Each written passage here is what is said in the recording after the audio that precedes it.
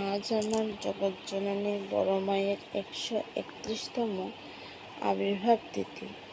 এই উপলক্ষে মন্দিরে উৎসবের আয়োজন করা হয়েছে।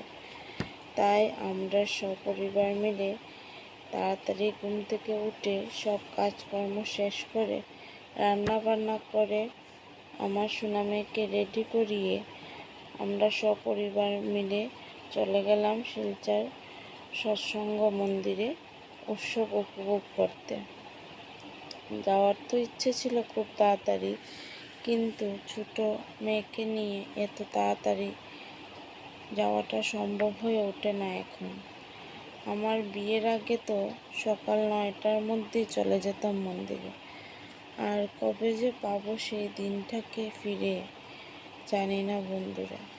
তবুও যদি আমরা একটা দিন অন্তত সব কাজকর্মের মধ্যেও যদি একটু সময় বের করে ঠাকুরের কাজ করতে পারি, এইটাই হবে পুণ্যের কাজ। আর ঠাকুর এইটাই চেয়েছেন। এদিকে দেখুন মন্দিরে কি সুন্দর পুকুরে এত এত মাছ খেলা করছে। কিন্তু আমরা কি করি বলুন তো?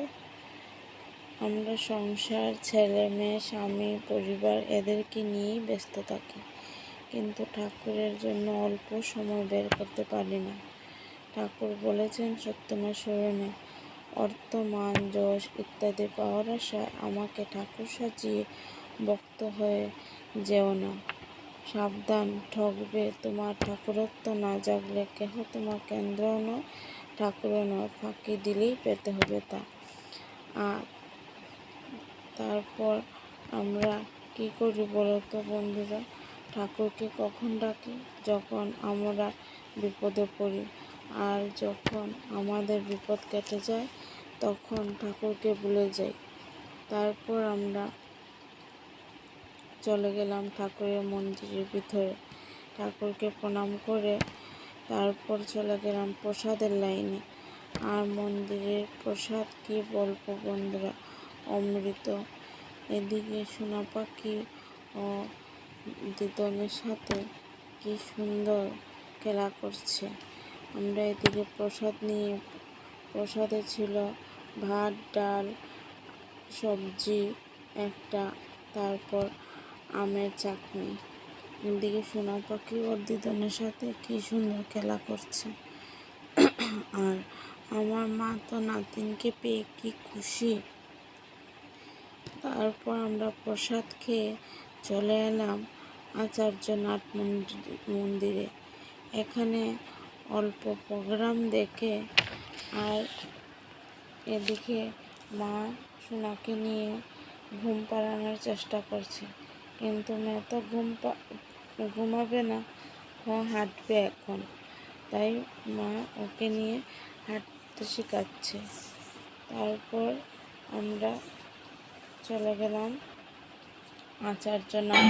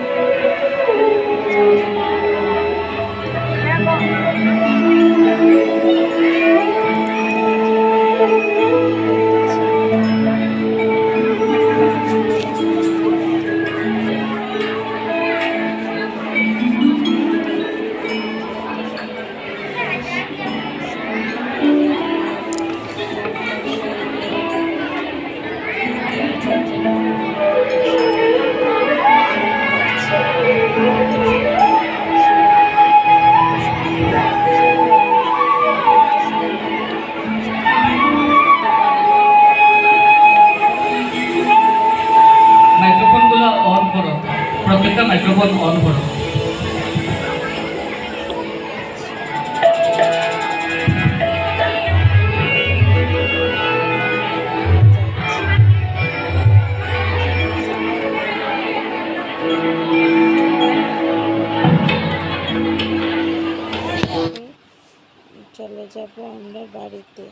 এদিকে মন্দিরের সামনে অনেক দোকান নিয়ে বসেছে।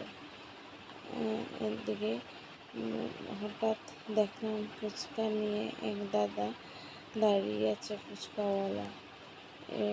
আর ওই দাদার দোকান থেকে অনেক দিন পর ফুচকা খেলাম। এদিকে একজন দিদির সাথেও আমাদের দেখা হয়ে গিয়েছিল।